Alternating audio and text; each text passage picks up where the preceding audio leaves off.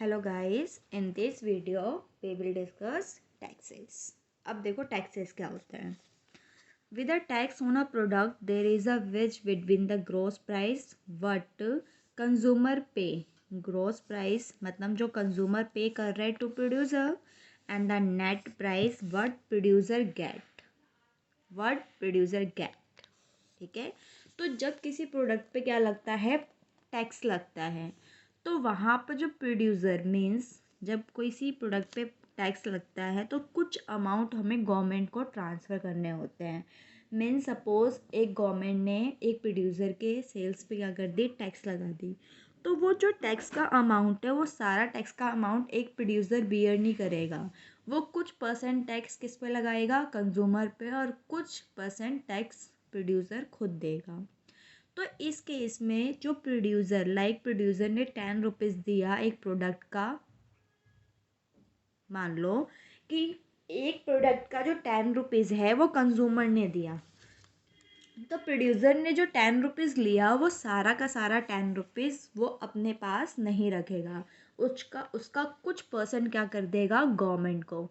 तो इसका मतलब है कि जो प्रोड्यूसर प्राइस रिसीव करता है और एक्चुअल में जो उसके पास बचता है उसका डिफरेंस क्या है, टैक्स। तो tax is then with a tax on a product there is a wedge between the gross price and net price, means when the difference between the gross price and net price is equals to tax. तो tax समझ में आता है। अब आगे की बातें ध्यान से देखना। A tax on a product lower the price, है ना, जब भी एक टैक्स प्रोडक्ट पे लगता है तो lower the price that producer get for producing the product. Means कि अगर किसी प्रोडक्ट पे प्राइस टैक्स लगता है तो इन दैट केस जो प्रोड्यूसर प्राइस रिसीव कर रहा है वो क्या हो जाएगा, कम। तो यहाँ तक ये बात समझ में आती है, किसके लिए, प्रोड्यूसर के लिए। ठीक है, अगर प्रोड्यूसर का प्राइस कम हो गया विच लोअर द क्वांटिटी, अगर देखो मैंने बताया था ना सप्लाई केस में प्राइस कम, सप्लाई में बताया था प्राइस कम तो सप्लाई कम, यानी क्वांटिटी सप्लाई कम हो जाएगी। ये केस बताया था मैंने, फर्स्ट केस। अब इसने क्या बोला, क्वांटिटी ऑफ दैट प्रोडक्ट, है ना, अगर प्राइस आफ्टर टैक्स जो प्रोड्यूसर है वो कम प्राइस रिसीव कर रहा है, in that case quantity supply will false.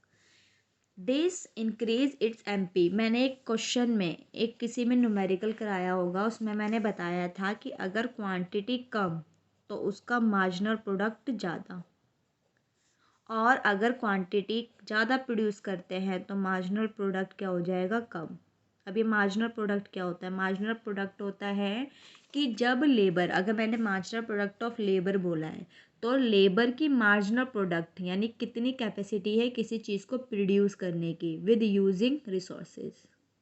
ठीक है, तो हम वो जैसे जैसे प्रोड्यूस करेगा तो उसके जो मतलब कैपेबिलिटी है वो क्या हो जाएगा, कम हो जाएगा। ठीक है, क्योंकि रिसोर्सेज का वो बाबा वही यूज़ कर रहा, तो रिसोर्सेज में भी डेप्रीशिएशन आ जाएगा। तो इन that case marginal product of labour क्या हो जाएगा, कम।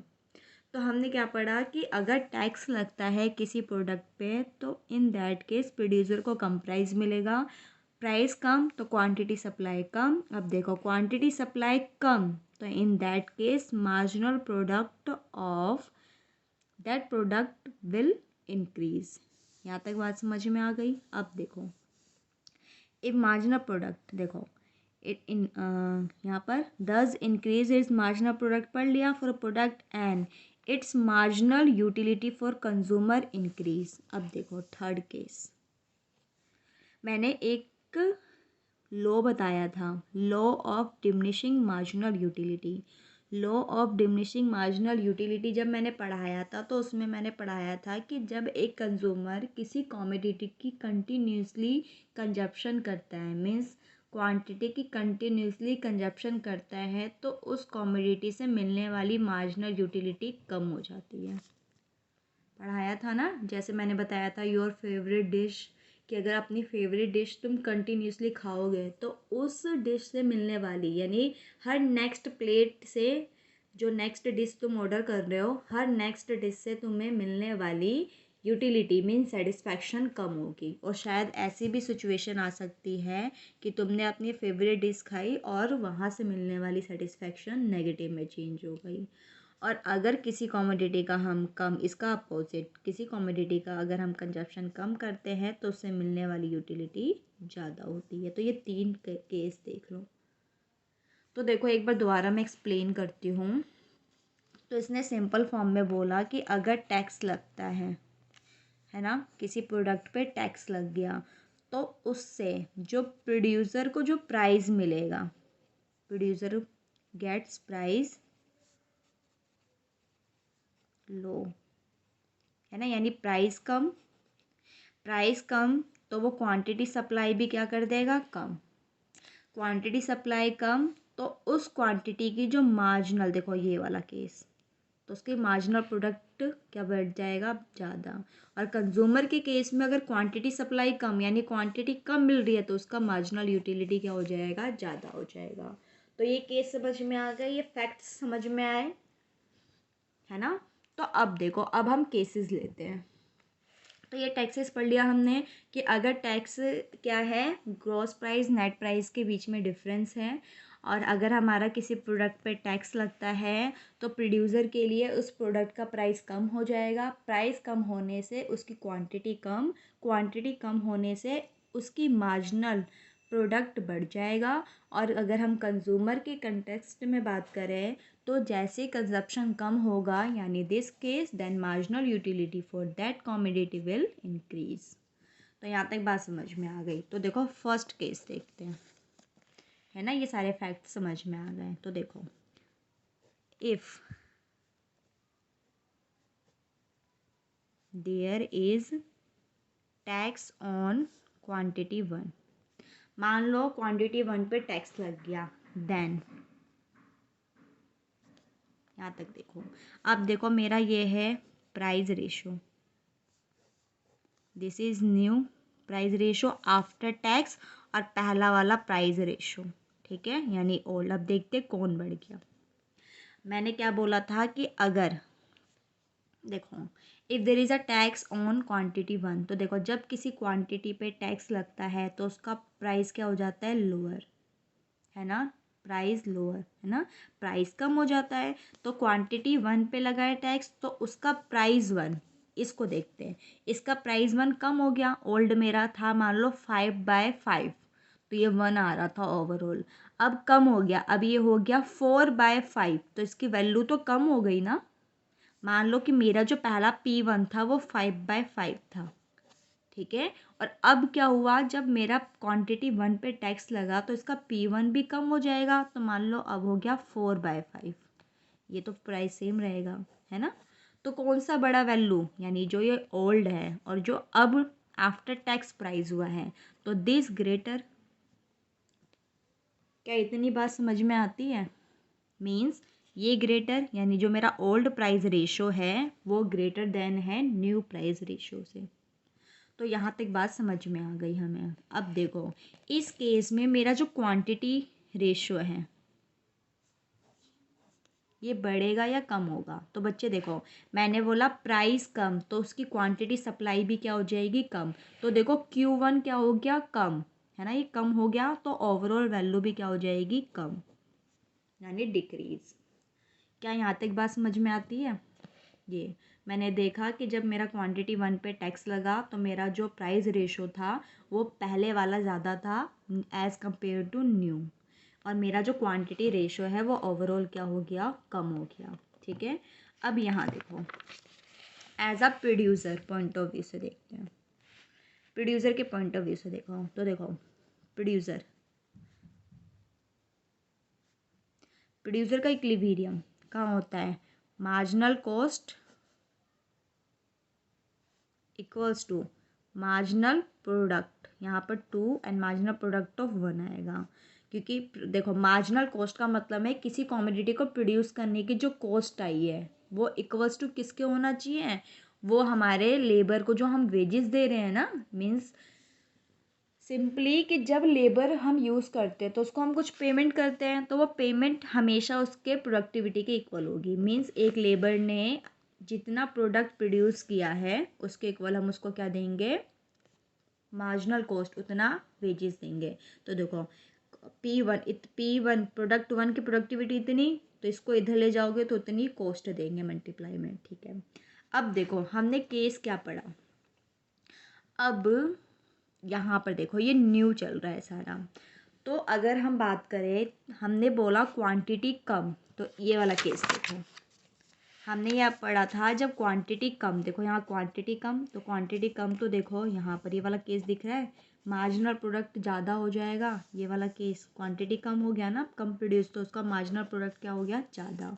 तो इस केस में देखो अगर मार्जिनल प्रोडक्ट क्या हो गया, 1, मार्जिनल प्रोडक्ट 1 कॉमोडिटी, तो 1 का ज़्यादा हो गया, तो जब डिनोमिनेटर हमारा बढ़ता है ना, ये हमारा जो पूरा केस है वो किसका है, MRT यानी प्रोड्यूसर के लिए, तो हमारी इसकी वैल्यू बढ़ी तो डिनोमिनेटर बढ़ा तो ओवरऑल वैल्यू कम हो जाएगी, तो जो हमारा न्यू MRT है वो क्या हो जाएगा, कम फॉर प्रोड्यूसर। यहाँ तक बात समझ में आती है। अब हम कंज्यूमर की बात करते हैं, कंज्यूमर है ना, तो कंज्यूमर का क्या होता है, marginal utility of 1 and marginal utility of 2, this is the MRS, है ना, कंज्यूमर के लिए। तो बच्चे देखो जब क्वांटिटी कम हुई तो मार्जिनल यूटिलिटी बढ़ जाएगी, ये वाला केस मैंने बढ़ाया कि जब क्वांटिटी कम तो मार्जिनल यूटिलिटी ज़्यादा। अब देखो मार्जिनल यूटिलिटी किसके लिए ज़्यादा, कॉमोडिटी 1, तो जब न्यूमरेटर बढ़ जाएगा तो मेरा जो ओवरऑल है ये क्या हो जाएगा, ज़्यादा, यानी जो न्यू है, ये मैं न्यू की बात कर रही हूँ।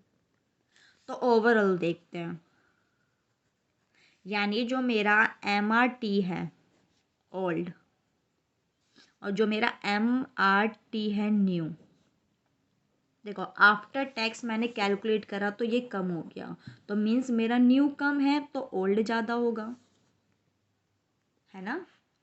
अब मैं MRS की बात करती हूँ, है ना। अब देखो मैं एज अ कंज्यूमर प्रोड्यूसर की बात कर रही हूँ इक्विलिब्रियम की, तो ये इक्वल्स टू आएगा, है ना, तो इक्वल्स टू मैं कंज्यूमर का इक्विलिब्रियम देखती हूँ, ओल्ड, है ना, और MRS न्यू, है ना। जब मैंने कंज्यूमर का निकाला तो MRS इसका ओवरऑल बढ़ गया न्यू, तो न्यू ज़्यादा है ओल्ड से। तो यहाँ तक बात समझ में आ गई। ये केस है कि जब हमारा टैक्स लगता है तो हमारा जो MRT है यानी प्रोड्यूसर के लिए MRT कम हो जाता है और कंज्यूमर के लिए MRS बढ़ जाता है, ठीक है। अगर इसको मैं डायग्रामेटिकली दिखाऊँ तो देखो यहाँ पर good 1 and this is good 2, ये प्रोडक्शन फंक्शन है ना। अब मेरा जो ओवरऑल प्राइस था, देखो एक प्राइस लाइन यहाँ आएगा और एक यहाँ आएगा, है ना। तो ये कौन सा न्यू कौन सा ओल्ड, तो बच्चे देखो कंडीशन देखते हैं, यहाँ पर हमारा ये हमारा ओल्ड ज़्यादा है, ये वाला कंडीशन दिख रहा है ना, ओल्ड ज़्यादा है न्यू कम है, तो ओल्ड ज़्यादा, तो यहाँ पर ओल्ड आएगा हमारा, यानी ओल्ड कंडीशन है ये, और ये वाला क्या है हमारा न्यू कंडीशन। तो ये केस समझ में आ गया टैक्स का, तो टैक्स समझ में आता है ना। तो एक बार दोबारा केस देख लो, तो टैक्स समझ में आ गया ये सारा, ठीक है। अब हम देखते हैं कि अगर टैक्स लगता है क्वांटिटी 2 पे तब क्या केस होता है। तो देखो if there is tax on quantity 2, ठीक है। तो देखो price ratio old and price ratio new, मैंने क्या बोला था, किसी पे टैक्स लगेगा तो प्राइस कम हो जाएगा क्योंकि प्रोड्यूसर अब कम प्राइस रिसीव करेगा, है ना। तो अगर प्राइस कम हो गया तो मान लो ये पहले वाला है, मान लो ये 5/5 था ओल्ड, है ना। अब टैक्स लगा तो इसकी वैल्यू क्या हो जाएगी, कम। जब हमारा डिनोमिनेटर मान लो ये 5/4 आ गया न्यू, तो वैल्यू इसकी ज़्यादा या इसकी, तो इसकी, यानी अब हमारा जो प्राइस रेशो है न्यू का वो क्या हो जाएगा, ज़्यादा हो जाएगा, है ना। अब हम देखते हैं क्वांटिटी रेशो। बच्चे देखो, प्राइस कम, ये मैं न्यू वाली की बात कर रही हूँ। अब प्राइस किसकी कम हो गई, क्वांटिटी टू का प्राइस कम, तो एज अ प्रोड्यूसर इसकी सप्लाई भी कम हो जाएगी। तो अगर डिनोमिनेटर की वैल्यू कम हो गई तो ओवरऑल वैल्यू बढ़ जाएगी। तो यहाँ तक बात समझ में आती है ना, ये केस समझ में आ गया। क्योंकि हमने पढ़ा था कि जिस भी कॉमोडिटी पे टैक्स लगेगा उस कॉमोडिटी का प्राइस कम हो जाएगा, क्योंकि उस कॉमोडिटी का प्राइस प्रोड्यूसर कम रिसीव करेगा और कुछ प्राइस वो क्या कर देगा, कुछ अमाउंट वो गवर्नमेंट को दे देगा। तो देखो अब मैं प्रोड्यूसर की बात करती हूँ। प्रोड्यूसर उसका क्या होता है, marginal cost and marginal cost का ratio equals to product, marginal product and marginal product, है ना। अब देखो, अगर क्वांटिटी टू की बात कर रही हूँ, क्वांटिटी टू क्या हुआ है, यहाँ पर कम हुआ है। जब क्वांटिटी टू कम हो गया तो उसका मार्जिनल प्रोडक्ट बढ़ जाएगा, कराया था मैंने। देखो इस केस में जब क्वांटिटी कम तो मार्जिनल प्रोडक्ट ज़्यादा, है ना। तो किसका प्रोडक्ट, क्वांटिटी टू की बात कर रही हूँ तो इसका ज़्यादा, तो ओवरऑल न्यूमरेटर बढ़ गया, है ना। तो हमारा जो ओवरऑल है MRT होता है ना, तो MRT क्या हो जाएगा, हमारा बढ़ जाएगा फॉर प्रोड्यूसर। ठीक है, अब कंज्यूमर देखते हैं। देखो यहाँ पर कंज्यूमर, अब हम किसकी बात कर रहे हैं, कंज्यूमर की बात कर रहे हैं। तो देखो एज अ कंज्यूमर, कंज्यूमर का M marginal utility of one and marginal utility of two, है ना। कॉमोडिटी टू की बात कर रहे हैं तो मार्जिनल यूटिलिटी टू की बात करेंगे। क्वांटिटी कम तो marginal utility for commodity two क्या हो जाएगा, बढ़ जाएगा, है ना। इसकी वैल्यू बढ़ गई तो डिनोमिनेटर बढ़ता है, तो ये MRS है, तो ऑल ओवरऑल वैल्यू क्या हो जाएगी, कम। अब देखो हम ओवरऑल की बात करते हैं, ओवरऑल, है ना। तो ओवरऑल की बात करें तो जो हमारा MRT है न्यू एंड MRT ओल्ड, है ना, कंज्यूमर इक्वल्स टू, ये हमारा प्रोड्यूसर की इक्विलिब्रियम कंडीशन है MRT, और ये MRS किसका है, हमारा कंज्यूमर का। तो ये न्यू और MRS ओल्ड, इतनी बात समझ में आती है। अब देखो यहाँ पर हमारा MRT न्यू क्या हुआ है, बढ़ा है। आफ्टर, ये मैंने जो सिचुएशन देखी है आफ्टर टैक्स देखी है, तो ये बढ़ गया, तो MRT न्यू तो ग्रेटर है ना। और MRS क्या है, कम हो गया है, तो ये हमारा न्यू कम है, तो मतलब ओल्ड ज़्यादा है। तो क्या यहाँ तक बातें समझ में आती है। अब देखो इसको मैं डायग्रामेटिकली दिखा रही हूँ। डायग्राम अब बहुत इजी है।